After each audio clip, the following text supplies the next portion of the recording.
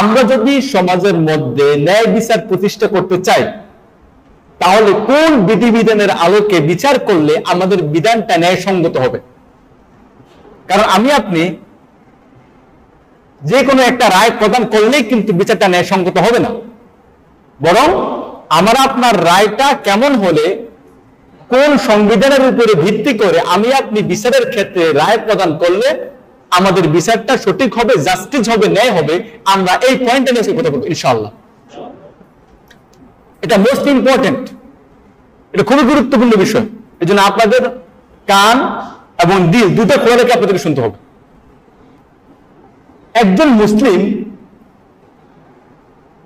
তিনি ইসলামী শরিয়া অর্থাৎ আল্লাহ রাব্বুল আলামিনের বিধিবিধানের আলোকে বিচার না করে নিজের মন মতো রায় দেওয়ার মাধ্যমে বিচার করার কোন স্বাধীনতা মুসলমানদের জন্য নাই। অথবা কোন মুসলিম ইসলামী শরিয়া অর্থাৎ আল্লাহ রাব্বুল আলামিন এবং তার রাসূল সাল্লাল্লাহু আলাইহি সাল্লামের বিধিবিধানকে বাদ দিয়ে ব্রিটিশ আইনে বিচার কথা, গ্রিক আইনে বিচার করা অথবা রোমানদের আইনে বিচার করার কোন সুযোগও তার জন্য নাই। একজন মুসলিম তিনি যদি সমাজের মধ্যে, রাষ্ট্রের মধ্যে, তার ফ্যামিলির মধ্যে ন্যায় বিচার প্রতিষ্ঠা করতে চান, তাহলে সেই ব্যক্তির উচিত হচ্ছে ইসলামী শরিয়ার আলোকে অর্থাৎ কোরআন এবং সুন্নাহর মধ্যে আল্লাহ রাব্বুল আলামিন যে বিধিবিধান দিয়েছেন এবং আল্লাহ রাসূল যে বিধিবিধান দিয়েছেন তাকে সেই আলোকেই সমাজের মধ্যে, রাষ্ট্রের মধ্যে, পরিবারের মধ্যে, নিজের মধ্যে রায় প্রদান করতে হবে, বিচার ব্যবস্থা কায়েম করতে হবে। কারণ আল্লাহ রাব্বুল আলামিন কোরআনটাকে নাজিল করেছেন ন্যায়ের সাথে, যাতে মানুষ ন্যায়ের উপরে ভিত্তি করে চলতে পারে। এই জন্য গোটা কোরআনটাকে আল্লাহ রাব্বুল আলামিন আদল, ন্যায়, ইনসাফ দিয়ে তিনি এটাকে পরিপূর্ণ করে দিয়েছেন। আল্লাহ রাব্বুল আলামিন বলছেন পবিত্র কোরআন 6 নম্বর সূরা আনআম আয়াত নম্বর 115, আল্লাহ রাব্বুল আলামিন বলছেন ওয়া তাম্মাত কালিমাতু রাব্বিকা সিদকান ওয়া আদলান লা মুবাদদিলা লিকালিমাতিহি, যে তোমার প্রতিপালকের বাণী এটা সততা এবং ন্যায্যতা দ্বারা পরিপূর্ণ এবং আল্লাহর বাণীর পরিবর্তনকারী কেউ নেই। কোরআন এখানে পবিত্র কোরআনের 3টা বৈশিষ্ট্য উল্লেখ করেছে। 1 নম্বর, পবিত্র কোরআন হচ্ছে সিদক অর্থাৎ এটা সত্যতা দ্বারা পরিপূর্ণ। এর অর্থ হচ্ছে আল্লাহ রাব্বুল আলামিন তিনি কোরআনের মধ্যে যে সমস্ত ঘটনাগুলি উল্লেখ করেছেন, আদ জাতির ঘটনা, সামুদ জাতির ঘটনা, ইব্রাহিম আলাইহিস সালামের ঘটনা, মুসা আলাইহিস সালামের ঘটনা, এইভাবে কোরআনের মধ্যে আল্লাহ যত ঘটনাবলী তিনি উল্লেখ করেছেন এবং আল্লাহ রাব্বুল আলামিন তিনি বিভিন্ন কাজের যে পুরস্কারের কথা তিনি ঘোষণা করেছেন এবং বিভিন্ন কাজের থেকে তিনি আমাদেরকে সতর্কবাণী দিয়েছেন, তোমরা এটা করো না, এটা করলে তোমরা জাহান্নামের মধ্যে নিক্ষিপ্ত হবে, তোমরা এটা করো, এটা করলে তোমরা জান্নাতের মধ্যে প্রবেশ করতে পারবে। এইভাবে আল্লাহর যত সতর্কবাণী আছে, আল্লাহর যত সুসংবাদ বাণী আছে, আল্লাহ রাব্বুল আলামিন কোরআনের মধ্যে যত কিছু তিনি উল্লেখ করেছেন এই সমস্ত কিছু সততা দ্বারা পরিপূর্ণ, এখানে বিন্দু মাত্র মিথ্যার কোনো আশঙ্কা নেই। দ্বিতীয় নম্বরে কোরআনের বৈশিষ্ট্য আল্লাহ বলছেন ওয়া আদলান, এই কোরআন হচ্ছে ন্যায্যতা দ্বারা পরিপূর্ণ, অর্থাৎ এই কোরআনের আলোকে যে বিচার ব্যবস্থা পরিচালিত হবে এই বিচার ব্যবস্থার মাধ্যমে কোনো ব্যক্তির প্রতি কখনো জুলুম হবে না, এই বিচার ব্যবস্থার মাধ্যমে কোনো ব্যক্তির অধিকার কখনো ক্ষুণ্ণ হবে না, বরং তোমরা যদি ন্যায় প্রতিষ্ঠা করতে চাও তাহলে তোমাদের প্রত্যেকের উচিত হচ্ছে আমার কোরআনের বিধিবিধানের আলোকে বিচার করা, তাহলে তোমরা ন্যায় প্রতিষ্ঠা করতে পারবে, কারণ এই কোরআনটা হচ্ছে ন্যায় দ্বারা পরিপূর্ণ। তৃতীয় নম্বর আল্লাহ বলছেন লা মুবাদদিলা লিকালিমাতিহি, আল্লাহ রাব্বুল আলামিনের এই বাণী, এই কালিমা, এই বাক্য এটাকে পরিবর্তন করার মতো কেউ নেই।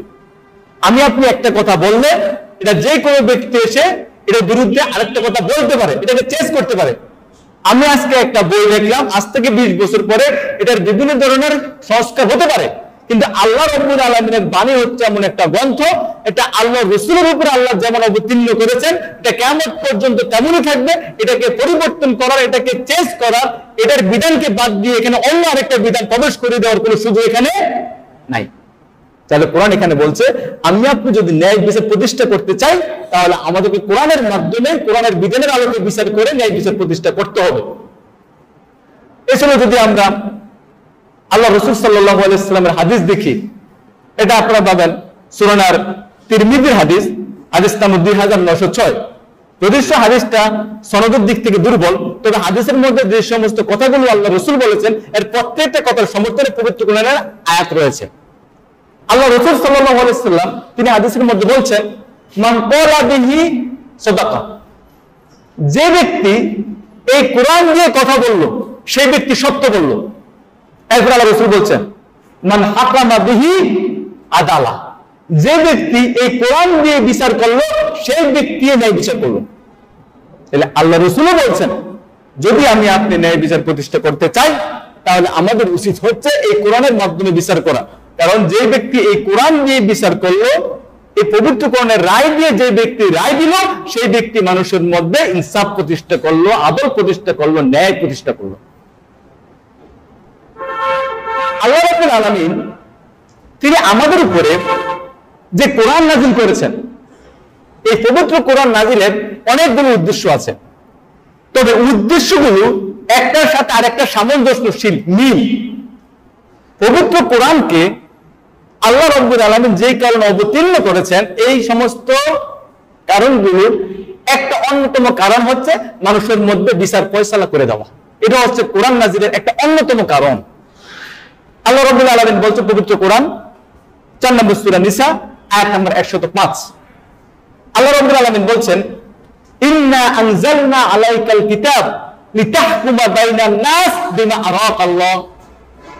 ইন্না আনজালনা আলাইকাল কিতাব, রাসূল আমি আপনার প্রতি এই কিতাব, এই কোরআন আমি এই জন্য নাযিল করেছি, লিতাহকুমা বাইনান নাস বিমা আরাকাল্লাহ, যাতে আল্লাহ আপনাকে এটার মাধ্যমে যা দেখিয়েছেন এটার মাধ্যমে আপনি মানুষের মধ্যে বিচার ব্যবস্থা কায়েম করতে পারেন, মানুষের মাধ্যমে আপনি তাদের সমস্যাগুলোকে সমাধান করতে পারেন। এই জন্য এই কোরআন আমি আপনাকে দিয়েছি। এখন আমাদের সমাজের অবস্থা হচ্ছে উল্টা। আমাদের সমাজের মধ্যে দেখবেন আল্লাহ কোরআন নাযিল করেছেন মানুষের মধ্যে বিচার ব্যবস্থা করার জন্য, মানুষের মধ্যে ন্যায়ের সাথে মীমাংসা করে দেওয়ার জন্য আল্লাহ কোরআন নাযিল করেছেন। কিন্তু আমাদের মুসলমানদের অবস্থা হচ্ছে উল্টো। আমরা কোরআনের কাছে কখন আসি? যদি কোনো ব্যক্তিকে জিনে ধরে অথবা কোনো ব্যক্তিকে যদি ভূতে ধরে, আমরা যেগুলো বলি এগুলোর কারণে আমরা কোরআনের কাছে আসি, যে কোরআন থেকে জাল ফুঁক দিলে জিন চলে যাবে। যদি কোনো ব্যক্তির বাচ্চা না হয় অথবা কারো বিয়ে না হয়, তখন আমরা কোরআনের কাছে আসি যাতে কোরআন থেকে তাবিজ দিতে পারে।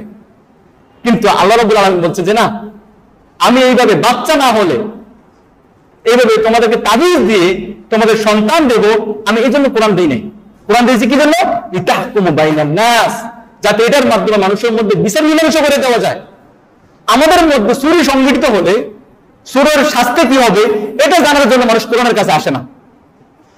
কোন ব্যক্তি জেনা করলে তার শাস্তি কি হবে এটা জানার জন্য মানুষ কোরআনের কাছে আসে না। কোন ব্যক্তি সন্ত্রাস করলে তার শাস্তি কি হবে এটা জানার জন্য মানুষ কোরআনের কাছে আসে না। কোন ব্যক্তিকে কোনো ব্যক্তি অন্যায়ভাবে হত্যা করলে তার শাস্তি কি হবে এটা জানার জন্য মানুষ কোরআনের কাছে আসে না। মানুষ কোরআনের কাছে আসে যে উদ্দেশ্য কোরআন নাযিল হয় নাই, মানুষ কোরআনের কাছে আসে সেই উদ্দেশ্য নিয়ে। কোরআনের কাছে মানুষ আসে তাবিজ দেওয়ার জন্য। কোরআনকে তাবিজ দেওয়ার জন্য অবতীর্ণ হয়েছিল না, কোরআন নাযিল হয়েছে মানুষের সমস্যা সমাধানের জন্য, মানুষের মধ্যে ন্যায় প্রতিষ্ঠা করার জন্য। কিন্তু ন্যায় প্রতিষ্ঠার কথা আসলে আমরা ব্রিটিশ হতে যাই, ন্যায় প্রতিষ্ঠার কথা আসলে আমরা রোমানদের মতো গাই, ন্যায় প্রতিষ্ঠার কথা আসলে আমরা গ্রিকদের আইন চাই। কিন্তু আমরা মুসলমান, আমরা বলি আমি একজন মুসলিম, কিন্তু ন্যায় প্রতিষ্ঠার কথা আসলে আমরা কোরআন থেকে বিচার ফয়সালা নেই না।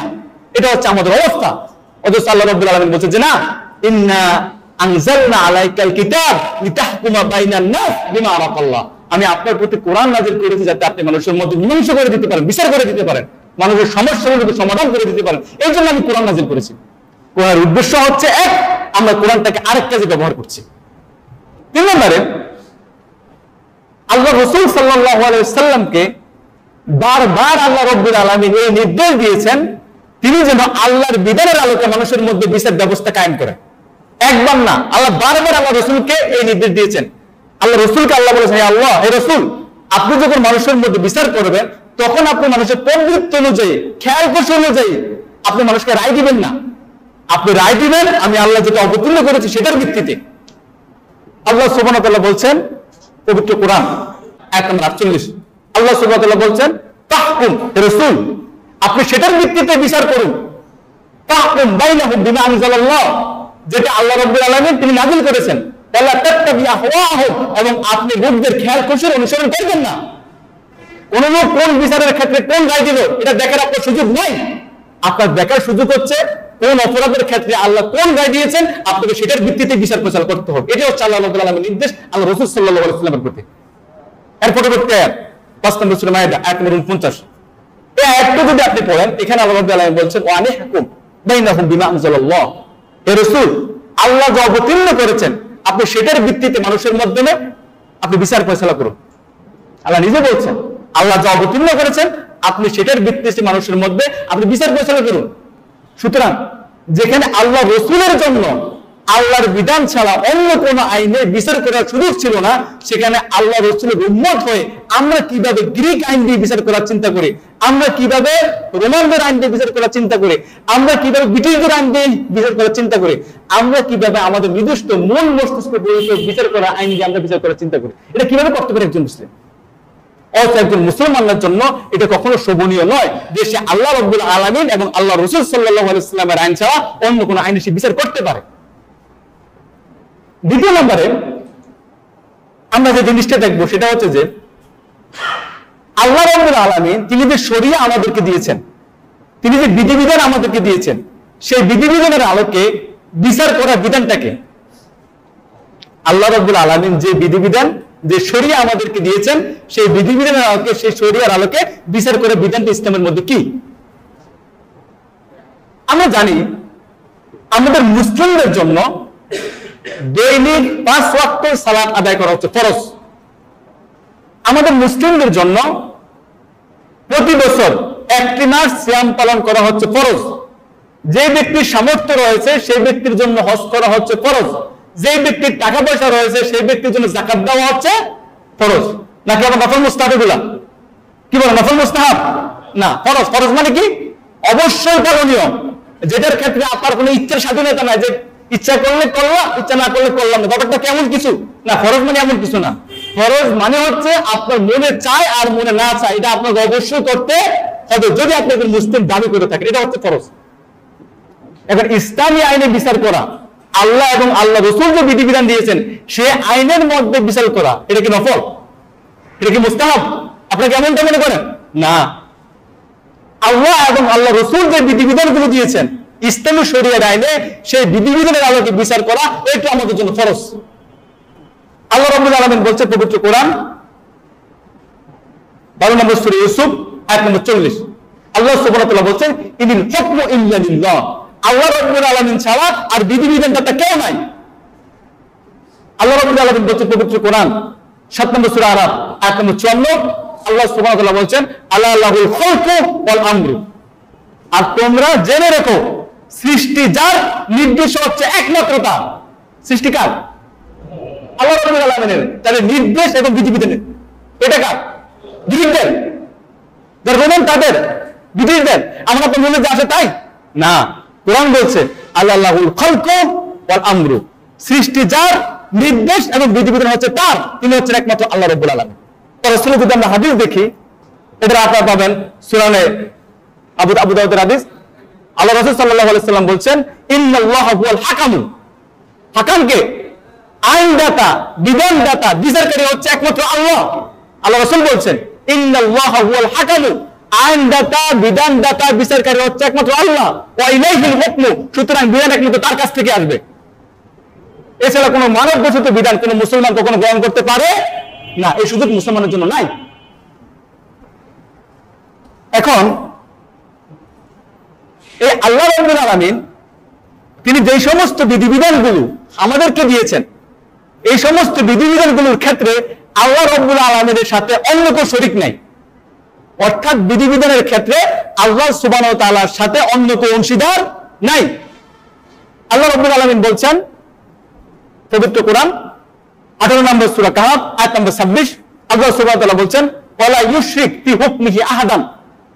বিধিবিধানের ক্ষেত্রে, বিধান দান ক্ষেত্রে আল্লাহ রাব্বুল আলামিনের সাথে কেউ শরীক নেই, আল্লাহ সুবহানাহু ওয়া তাআলার সাথে কেউ অংশীদার নেই। অর্থাৎ বিধিবিধান দাতা যিনি, তিনি হচ্ছেন একমাত্র আল্লাহ রাব্বুল আলামিন। আল্লাহ রাব্বুল আলামিনকে একমাত্র বিধিবিধান দাতা হিসাবে মেনে নেওয়া এবং আল্লাহ রাব্বুল আলামিনের বিধিবিধানের আলোকে আমাদের জীবন চালাতে হবে, এই কথা বিশ্বাস করা এবং তার প্রতি আনুগত্য করা, এটা আমাদের ঈমানের সাথে সংশ্লিষ্ট বিষয়। আমি আবারও বলছি, আমার আপনার জীবনের বিধিবিধান দাতা হচ্ছেন একমাত্র আল্লাহ, এবং আল্লাহর বিধিবিধান অনুযায়ী আমাদেরকে চলতে হবে। এই দুইটার প্রতি বিশ্বাস স্থাপন করা আল্লাহ সুবহানাহু ওয়া তাআলা তাওহীদের অন্তর্ভুক্ত। এটা আল্লাহ রাব্বুল আলামিনের যে ঈমান আনতে হবে আল্লাহর প্রতি, এটা তার সাথে সম্পৃক্ত। কিভাবে? এখানে মোট দুইটা বিষয়।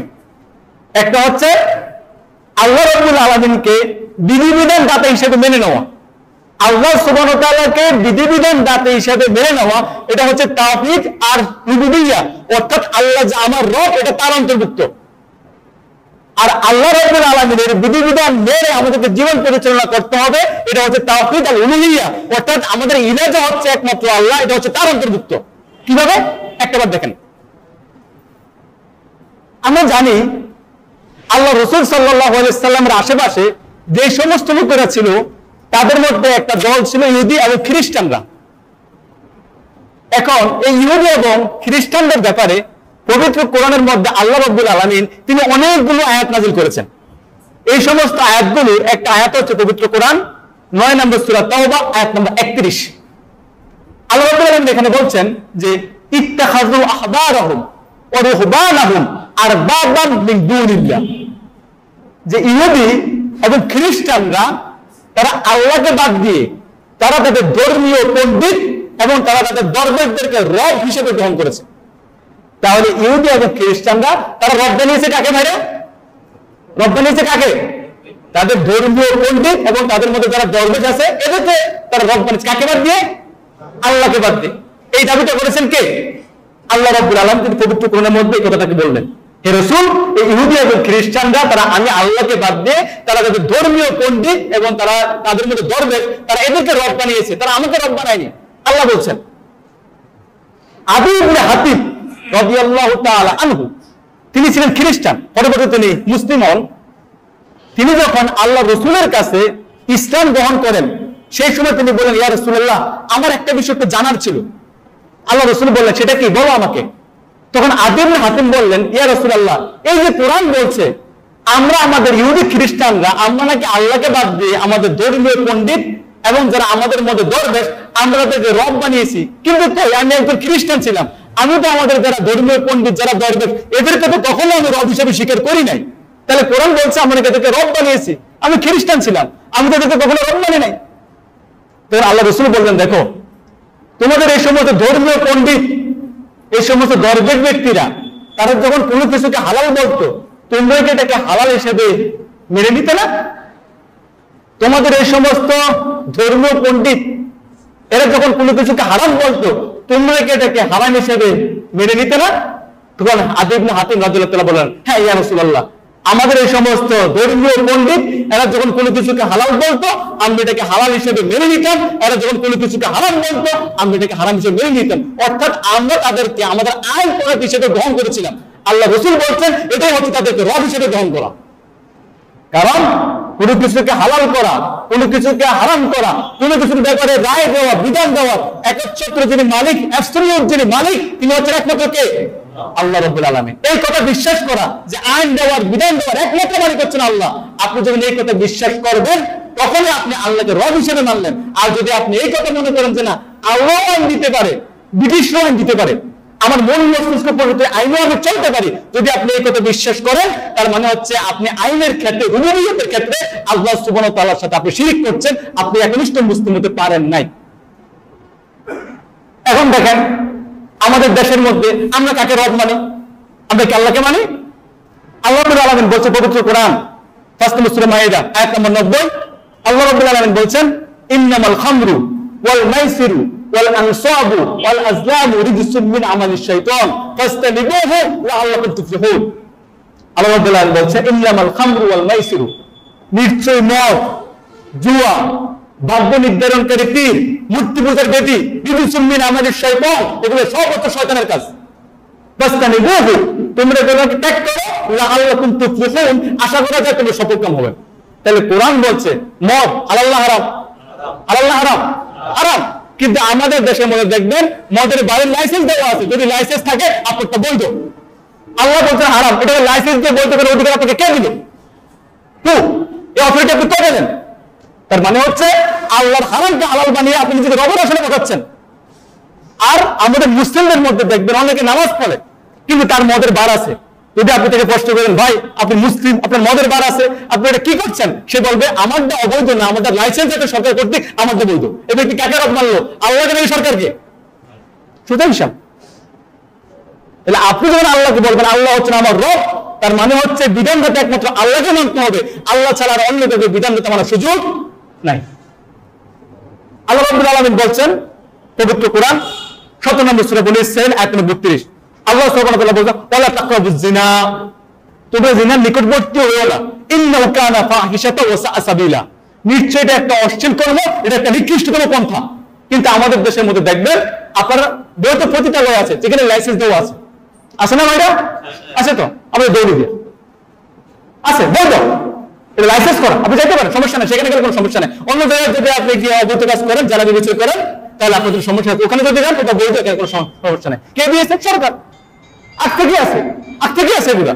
তার মানে হচ্ছে আমরা আল্লাহ রাব্বুল আলামিনকে বাদ দিয়ে আমরা নিজেরা নিজেদেরকে রবের আসনে বসিয়ে দিচ্ছি। এখন আপনি যদি এটা বিশ্বাস করেন তাহলে আপনি আল্লাহকে বাদ দিয়ে অন্যদের রব মেনে নিচ্ছেন। এছাড়াও দেখবেন যদি কোনো ব্যক্তি চুরি করে, এই ব্যক্তি চুরি করলে তার কি শাস্তি হবে? কোরআনে তার বিধান আছে কি নাই? আছে কি না? আছে। কোরআন বলছে কি? পবিত্র কোরআন 5 নম্বর সূরা মায়েদা আয়াত নম্বর 38, আল্লাহ রাব্বুল আলামিন বলছেন আস-সারিকু ওয়াস-সারিকাতু ফাকতু আইদিয়াহুমা, চোর পুরুষ হোক চোর নারী হোক উভয়ে হাত কেটে দাও। এখানে অনেকগুলো বিধিবিধান আছে কি পরিমাণ চুরি করতে হবে। এখানে সে কোন থেকে চুরি করলো, সেটা চুরি করছে না, কোনো সাক্ষী আছে কিনা, এই সমস্ত কিছুকে বিচার বিশ্লেষণ করে তারপরে বিচারক রায় দিবে। এখন ইসলাম বলে চোর ব্যক্তি অথবা যদি কোনো মহিলা চুরি করে তার হাত কেটে দাও। এখন আমরা মুসলিমরা আল্লাহর বিধান দিয়ে বিচার করি না, আমাদের সমাজের মধ্যে হয় আমাদের নিজস্ব বিধিবিধানের আলোকে আমরা বিচার করি, 5 বছরের জেল, 2 বছরের জেল একটা রায় দেন, আর নয়তো ব্রিটিশ লতে বিচার করি, নয়তো গ্রিক লতে বিচার করি, আর নয়তো রোমান লতে আমরা বিচার আচার করি। তাহলে আল্লাহর একটা ল থাকা সত্ত্বেও, স্পষ্ট কোরআনের একটা আইন থাকা সত্ত্বেও আপনি যখন ব্রিটিশদের আইনে বিচার করছেন, আপনি কাকে রব মানছেন? আল্লাহকে না ব্রিটিশকে? Simple question, simple answer. আপনি কাকে রব মানছেন? আল্লাহ রাব্বুল আলামিনের সুস্পষ্ট বিধিবিধান থাকা সত্ত্বেও আপনি যখন অন্যের আইনে এই সুস্পষ্ট ক্ষেত্রে বিচার করছেন, তার মানে হচ্ছে আপনি আল্লাহকে রব মানতে পারছেন না, আপনি অন্যকে রব হিসেবে গ্রহণ করছেন। অথচ আপনি বলছি আমি একজন মুসলিম, আপনি একজন মুসলিম।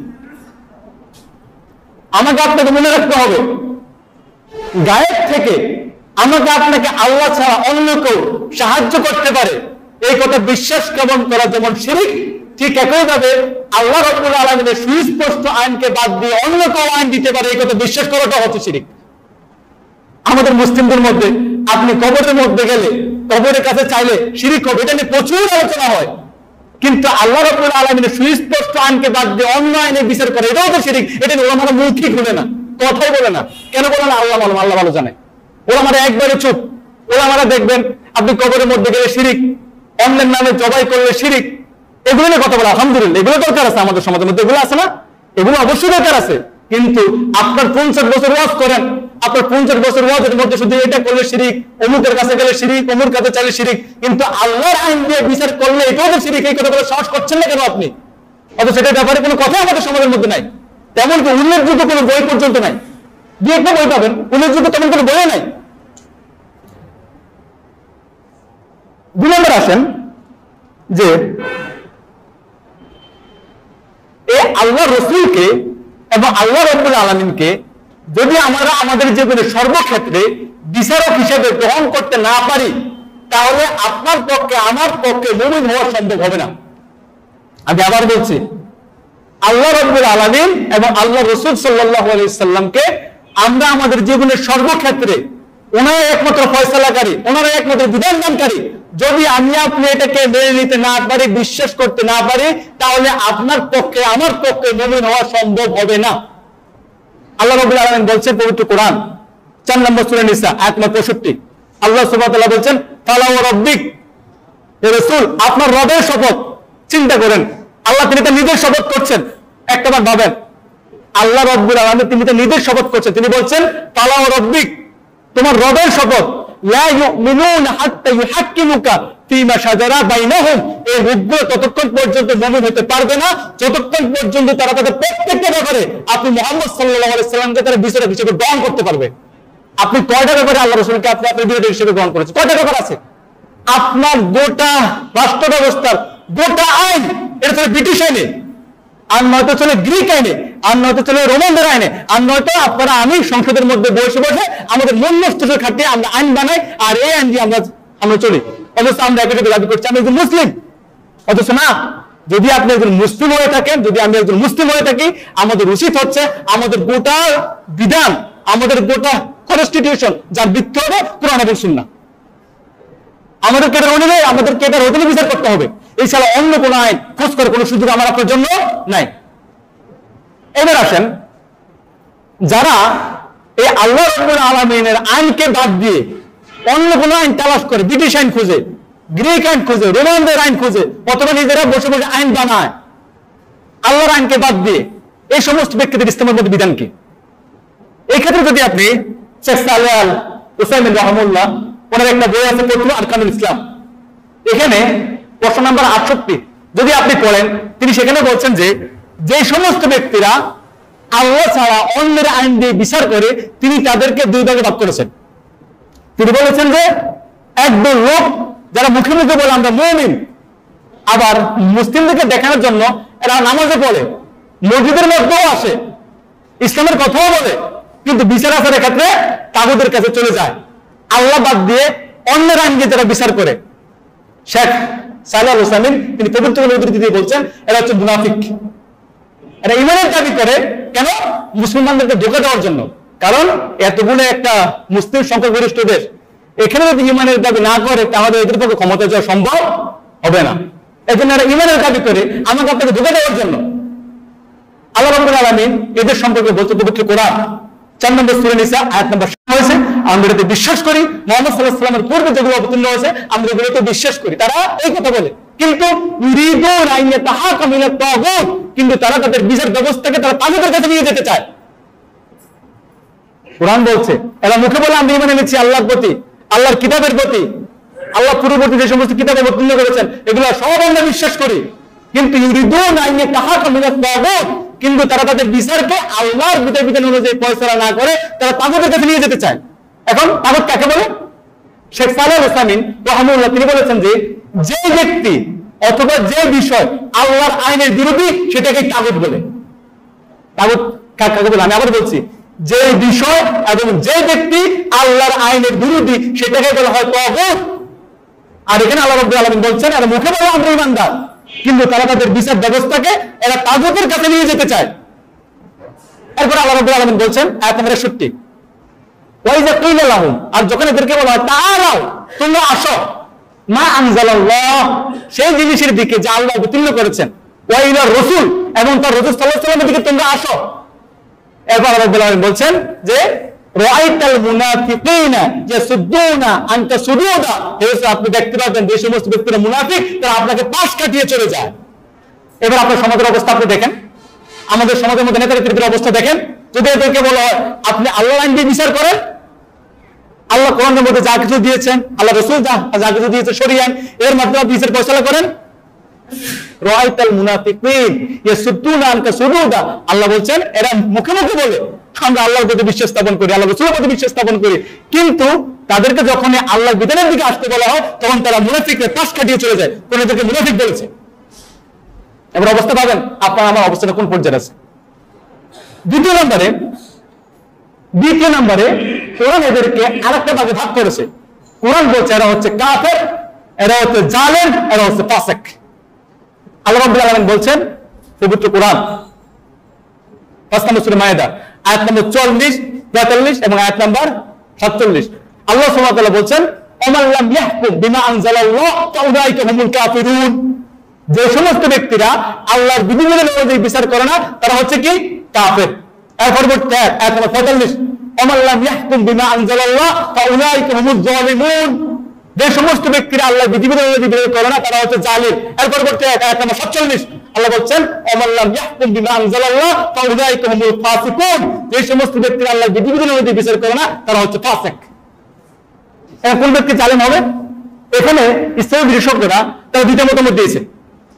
ইসলামী বিশেষজ্ঞদের একটা মতামত বলছেন যে ব্যক্তি আল্লাহর আইনকে বাদ দিয়ে অন্য আইনে বিচার করে এই ব্যক্তি একই সাথে কাফের, জালেম, ফাসিক তিনটাই একসাথে। আর ওলামাদের আরেকটা অংশ বলছে যে না, যে ব্যক্তি আল্লাহর আইন ছাড়া অন্য আইনে বিচার করে সেই ব্যক্তিটার অবস্থা অনুযায়ী সে কখনো কখনো কাফের হয়, সে কখনো কখনো ফাসিক হয়, কখনো কখনো সে জালেম হয়। একজন ব্যক্তি আল্লাহর আইনকে বাদ দিলে সে কোন অবস্থাতে কাফের হবে? এই ব্যাপারে যারা উলামায়ে কেরাম ওনারা বলেছেন যে এক্ষেত্রে মোট আপনার চারটা শর্ত আছে। এক নম্বর হচ্ছে যে যদি কোনো ব্যক্তি এই কথা বিশ্বাস করে আল্লাহর আইন ছাড়া অন্য আইনের বিচার করা যায়, বৈধ, এই ব্যক্তি কাফের। দুই নম্বরে যে ব্যক্তি এই কথা বিশ্বাস করে আল্লাহর আইন ছাড়া অন্য আইনগুলো আল্লাহর আইনের চাইতে অনেক শ্রেষ্ঠ, ভালো, এই ব্যক্তি হচ্ছে কাফের। তিন নম্বরে যদি কোনো ব্যক্তি এই কথা বিশ্বাস করে আল্লাহর আইন ছাড়া অন্য আইনগুলো আল্লাহর আইনের সমপর্যায়ের, এই ব্যক্তি হচ্ছে কাফের। আর চার নম্বর হচ্ছে যে ব্যক্তি আল্লাহর আইনকে বাদ দিয়ে অন্য আইনকে প্রতিষ্ঠা করে সেই ব্যক্তি হচ্ছে কি? কাফের। এই চার শ্রেণীর লোক যারা আল্লাহর আইনকে অবজ্ঞা করে, আল্লাহর আইনকে তুচ্ছ তাচ্ছিল্য করে, আল্লাহর আইনকে বলে এটা হচ্ছে মধ্যযুগীয় বর্বরতা। গতকালকে নিউজ আপনি যুগান্ত পত্রিকা বলেন, তারা বলছে যে এখন যে সরকার আছে তালেবানের, এরা মধ্যযুগীয় আইনের মাধ্যমে এটা বিচার করতে চায়।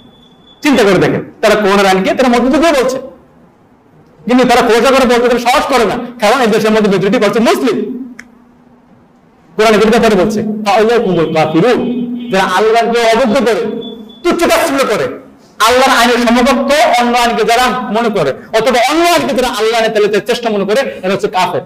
আমাদের দেশে অধিকাংশ নেতার তিনটি অবস্থা একই রকম, তাদের বিতর্কিত অবস্থা আল্লাহ ভালো জানেন। দুই নম্বরে যে সমস্ত ব্যক্তিরা আল্লাহর আইনের সমতুল্য অন্য কোন আইনকে মনে করে না বা আল্লাহর আইনের চেয়ে ভালো এমনটা মনে করে না, তবে নিজের প্রভাব বিস্তার কারণে তারা মানুষের উপরে নিজের মন গড়া আইনকে তারা বলে তোমরা আইনে বিচার করো, কেন? যাতে নিজের প্রভাব বিস্তার করতে পারে। এদেরকে বলা হচ্ছে জালিম। আর যে সমস্ত ব্যক্তিরা অন্যায়ভাবে বিচারের কাছ থেকে সুবিধা নেওয়ার জন্য, ঘুষ খাওয়ার জন্য, বিচারটাকে নিজের আওতার মধ্যে আনার জন্য আল্লাহর আইন দিয়ে অন্য আইনে বিচার করে হচ্ছে কি? ফাসিক। কিন্তু এই ব্যক্তি বিশ্বাস করে যে না, আল্লাহর আইনটাই হচ্ছে কি সারা, এই আইনের মধ্যে আমার বিচার করা দরকার, আল্লাহর আইনের সমতুল্য অন্য কোনো আইন নাই, এই সব কিছু কি করে বিশ্বাস করে, কিন্তু তারপরে সেটা নিজের সুবিধা আদায়ের জন্য সে অন্য আইনে কি করে? বিচার করে। এমন ব্যক্তি হচ্ছে কি? ফাসিক। সুতরাং এই আমাদের মধ্যে অধিকাংশ মুসলিম এই তিনটার যে কোনো একটা, হয় আপনি কাফের মধ্যে আছেন, আমি কাফের মধ্যে আছি, নয় আপনি ফাসিকের মধ্যে আছেন, আমি ফাসিকের মধ্যে আছি, নয় আপনি জালিমের মধ্যে আছেন, নয় আমি জালিমের মধ্যে আছি। এর বাইরে আমরা কেউ নাই, যতক্ষণ না আমরা ইসলামী শরীয়তকে প্রতিষ্ঠা করতে পারবো। এই জন্য আমাদের বুঝতে হচ্ছে আমাদের প্রত্যেকের যার যার জায়গা থেকে ইসলামী শরিয়া প্রতিষ্ঠা করার জন্য প্রতিষ্ঠা করা। আমি আপনি যদি ইসলামী শরিয়া প্রতিষ্ঠা করতে আমরা নাও পারি, তারপর আল্লাহর কাছে আমরা কমপক্ষে এতটুকু বলতে পারবো, আল্লাহ আমার যতটুকু স্বার্থ সামর্থ্য ছিল আমার জীবনের মধ্যে আমি চেষ্টা প্রতিষ্ঠা করেছি, আপনি চান্দায় হয় নাই একটা ওজন দিতে পারবো, কিন্তু আপনার দেহ, আপনার জাত, আপনার শ্রম সব যদি সেকুলারিজমের পক্ষ হয়, আপনার দৌড় জাত সব যদি সোশ্যালিজমের পক্ষ হয়, তাহলে কিন্তু আল্লাহ রাব্বুল আলামিনের কাছে জবাব দেওয়ার কোনো সুযোগ আমার আপনার জন্য নাই। অথচ দেখেন আমাদের সমাজের অধিকাংশ, আমরা এখানে মুসলিম, আমরা কেউ না কেউ ধর্মনিরপেক্ষতার মতবাদে আমরা সবাই বিশ্বাস করি, অধিকাংশরাই। আমি আপনাকে অনুরোধ করবো আপনি কোরআনটাকে পড়েন, সেকুলারিজম ধর্মনিরপেক্ষতার মতবাদটা পড়েন, আপনি ইউটিউবের মধ্যে যান, আলেম ওলামার এটা ব্যাপারে কি বলতে দেখতে জানেন, তারপরে এই সমস্ত আদর্শগুলোকে ত্যাগ করেন। কারণ আপনি একজন মুসলিমের সন্তান, আপনাদের চিন্তা করা দরকার। আপনি বিশ্বাস করেন ন্যাশনালিজম, জাতীয়তাবাদে বিশ্বাস করেন, আপনি যে মতবাদে বিশ্বাস করেন, এই মতবাদের অর্থ কি আপনি জানেন? এই মতবাদের কি অর্থ জানেন? এই মতবাদের ব্যাপারে কোরআন কি বলে, সুন্নাহ কি বলে একটু জানেন? তারপরে আপনাদের বিবেক দিয়ে আপনি চিন্তা করেন। আমাদের মুসলিমদের অধিকাংশ সন্তান আমরা কমিউনিজম, সোশ্যালিজম, সমাজতন্ত্র, আমরা এগুলোর পেছনে দৌড়াই। আমরা বামপন্থী, আমরা বলি আমি বামপন্থী, কিন্তু তার পিতা, তার মাতা থেকে 14 গোষ্ঠী সব হচ্ছে মুসলিম। সে আসলে বোঝায় না, সে যে বলছে আমি একজন সোশ্যালিজমের কর্মী, আমি একজন কমিউনিজমের কর্মী, আমি একজন সেকুলারিজমের কর্মী, আমি ন্যাশনালিজমের কর্মী, সে বুঝিনি কি বলছে। এই জন্য আপনাদের অনুরোধ করবো এই সমস্ত ইজমগুলো একটু পড়েন, আর এই জন্য এই সমস্ত ইজমের ব্যাপারে ইসলামের দৃষ্টিভঙ্গি কি এগুলো একটু পড়েন। আলেম ওলামাদের অনেক বক্তব্য আছে, অনেক বক্তব্য না, কিছু বক্তব্য আছে, এটার মধ্যে একটু দেখেন, একটু পড়েন, তারপরে একজন মুসলিম হিসাবে সচেতন ভাবে আপনি সিদ্ধান্ত নেন।